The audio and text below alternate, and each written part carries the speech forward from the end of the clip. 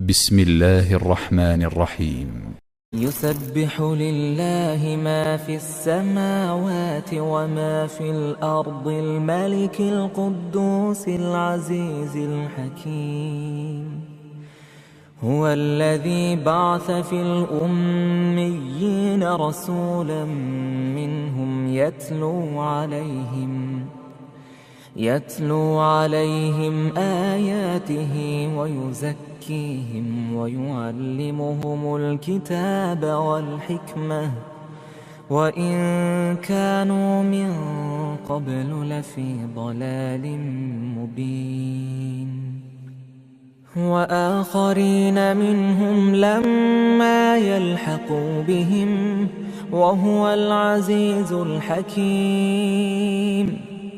ذلك فضل الله يؤتيه من يشاء والله ذو الفضل العظيم.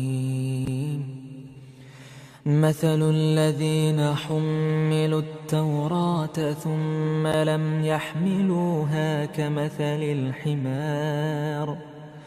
كمثل الحمار يحمل أسفارا. بئس مثل القوم الذين كذبوا بآيات الله والله لا يهدي القوم الظالمين. قل يا أيها الذين هادوا إن زعمتم أنكم أولياء لله من دون الناس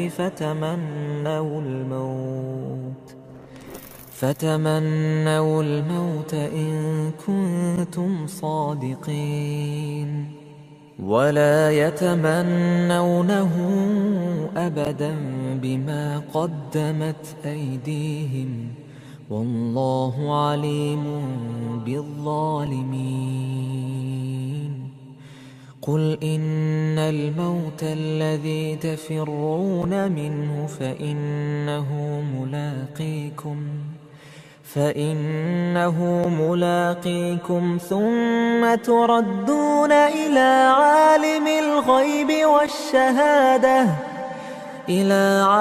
الغيب والشهادة فينبئكم بما كنتم تعملون.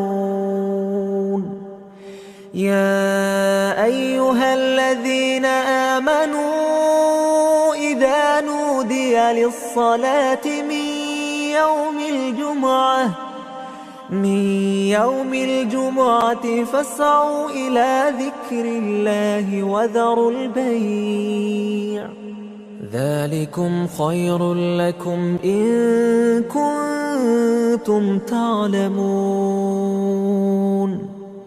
فإذا قضيت الصلاة فانتشروا في الأرض وابتغوا من فضل الله واذكروا الله كثيرا لعلكم تفلحون.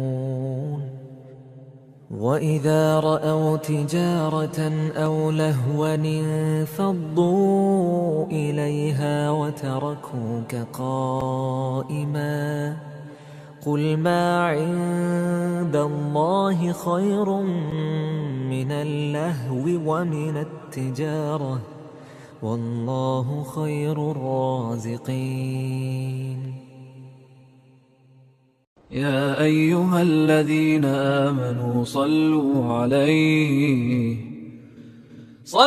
عليه وسلموا تسليما.